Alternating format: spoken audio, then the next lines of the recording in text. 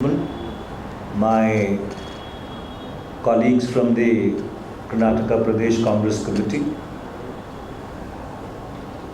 on the 26th of May 2023, the NDA BJP government completed 9 years in office. As you might be aware that the Indian National Congress has organized similar press conferences across the length and breadth of the country in order to cast or make a critical appraisal of the performance of the NDA BJP government in the past 9 years. The reason why we decided to do it a little later in Bengaluru is because we wanted the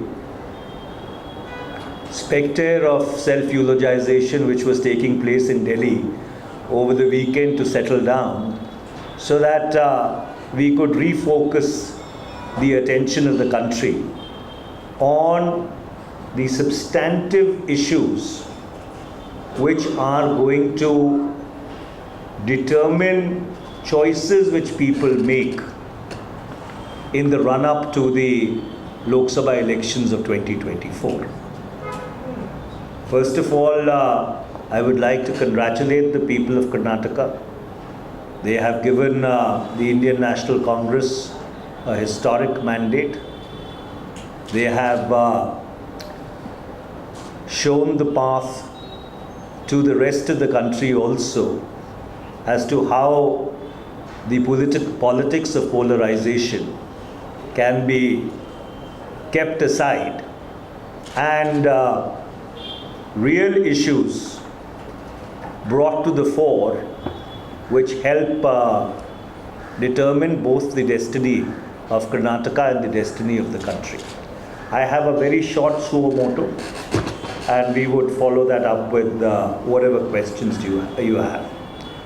You see, the performance of any government is benchmarked on 5 parameters. First of all, India's external security. The second is the state of the economy. The third is social cohesion. The fourth is internal security. And the fifth is India's relations with the world or its foreign policy. And on each of these benchmarks over the past 9 years, the NDA BJP government has come up completely short. And let me elaborate. India today faces the most unprecedented external security challenge that it has faced in a number of decades. For 3 years continuing, the Chinese People's Liberation Army has not vacated its transgression into Indian territory. All the disengagements which have taken place, whether in Gogra, whether in Hot Springs, whether in Pangsang So, all the buffer zones have been created in what is our perception or India's perception of its territory.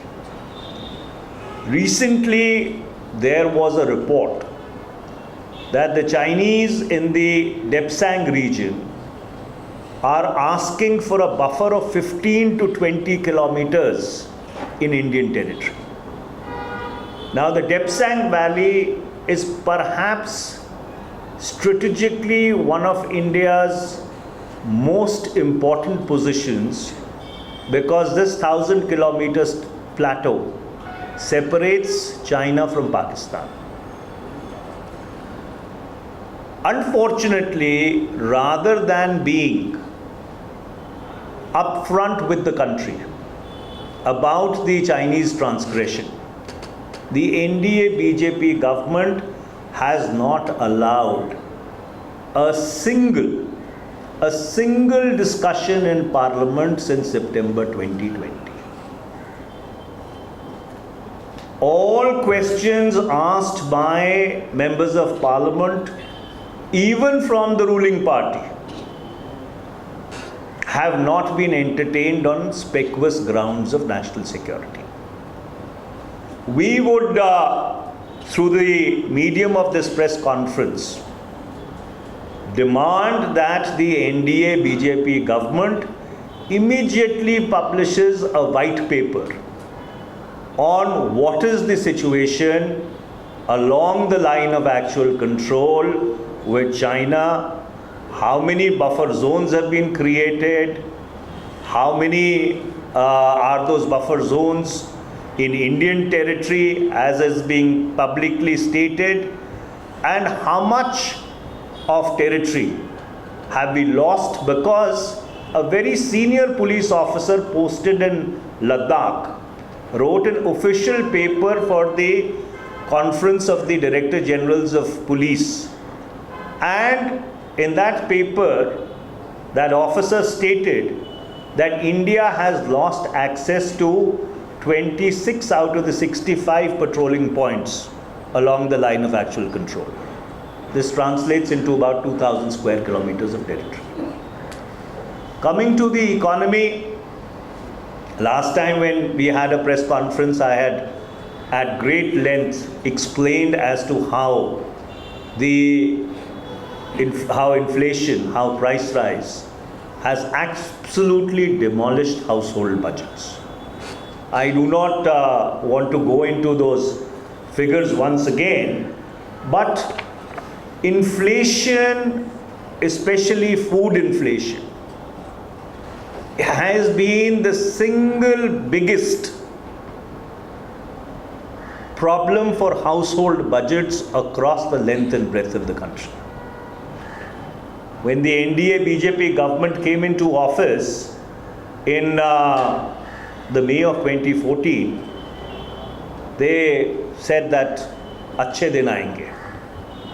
So we have Achhe Din where a LPG cylinder is at 1300 rupees, where petrol is at 100 rupees, where diesel has exponentially risen despite the price of crude oil in the international media coming down. But what is more important is, if you would recall, and that is the purpose of this press conference, because the BJP has developed a perfection in changing the goalposts completely. They had announced that we will create 2 crore new jobs every year. It means 18 crore jobs in the past 9 years. I would like to ask the NDA BJP government, where are those 18 crore new jobs that you promised the young people of India? If you look at it in a global perspective, in any rising or emerging economy, 60% of the population is supposed to be employed. India has a population of 140 crores. This means we should have 80 crore people working. And what is the total size of the workforce in India? It is 401,040 crores. And there is absolutely no pathway as to how do we increase employment from 40 crores to 80 crores if you talk about a $5 trillion economy and you talk about being an emerging great power. Today, the unemployment rate as of April 2023 is 8.11%. And the economic inequality has risen to a level whereby 98 of the richest people in India own as much wealth as 552 million other Indians. So while the cronies of the government have got richer in the 9 years, the poor have got poorer. On internal security, you see the situation in Manipur. It is after so many days that the Home Minister has found it appropriate to even go and visit Manipur. There was an accord in Nagaland in 2015, in the August of 2015. 8 years have passed. Nobody knows what has happened to that Naga accord. What were the terms of that accord? In Jammu Kashmir, for the first time in the history of this country, a state was reduced to a union territory. And there was a commitment which was given on the floor of Parliament that elections would be held at the earliest. The dismemberment of Jammu and Kashmir happened on the 6th of August, 5th and 6th of August 2019. We are in 2023. We would like to ask the government that if they think that they have taken such a wise decision, why are they scared, petrified of holding elections in Jammu and Kashmir? Why are they scared of getting their decision validated from the people of Jammu and Kashmir? I have two more small points and I will end on social cohesion. You see, the most interesting thing that you would have noticed from 2014 to 2023, that even in a state which the BJP rules, it has never fought an election on its performance. Across the country. And Karnataka is the latest example. You saw what happened in the past 1 month. So therefore, there is a concerted attempt to keep the communal temperature of the country on a slow burn, because it helps the politics of polarization of the NDA BJP, but this harms the country. And finally, on external relations, I was reading, Minister Jaishankar has written an article today eulogizing India's foreign policy in one of the newspapers. I would just like to ask him 3 questions. Why has not the needle moved a single millimeter in the past 9 years on India getting a permanent seat in the UN Security Council? Why has India not got the membership of the Nuclear Suppliers Group? Why is it that no SAARC summit has been held since 2015? What is the government doing to counter rising Chinese influence in India's neighborhood? So,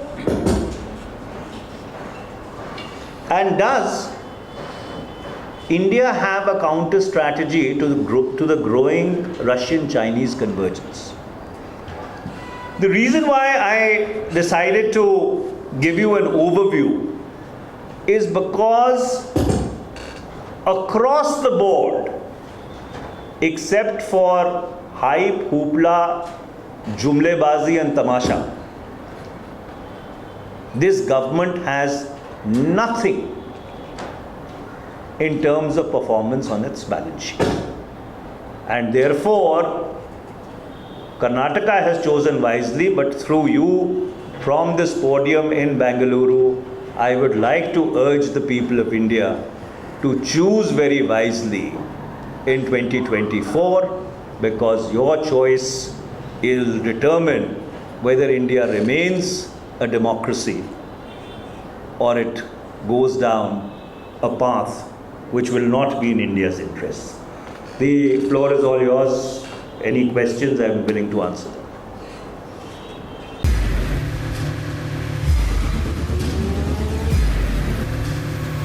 ಪ್ರಜಾ ಮಾರ್ಗ news, ಇದು ಜನಸಾಮಾನ್ಯರ ಧ್ವನಿ. ನಮಸ್ಕಾರ. ನೀವು ನೋಡ್ತಾ ಇದ್ದೀರಾ ಪ್ರಜಾ ಮಾರ್ಗ ನ್ಯೂಸ್. ರಾಷ್ಟ್ರದ ರಾಜ್ಯದ ರಾಜಕೀಯದ ಬಗ್ಗೆ ಹೆಚ್ಚಿನ ಸಿನಿಮಾ ಅಪ್ಡೇಟ್ಗಳಿಗಾಗಿ ಫಸ್ಟ್ ಲೈಕ್ ಮಾಡಿ, ಸಬ್ಸ್ಕ್ರೈಬ್ ಆಗಿ, ಹಾಗೆ ಫಾಲೋ ಕೂಡ ಮಾಡಬೇಕು.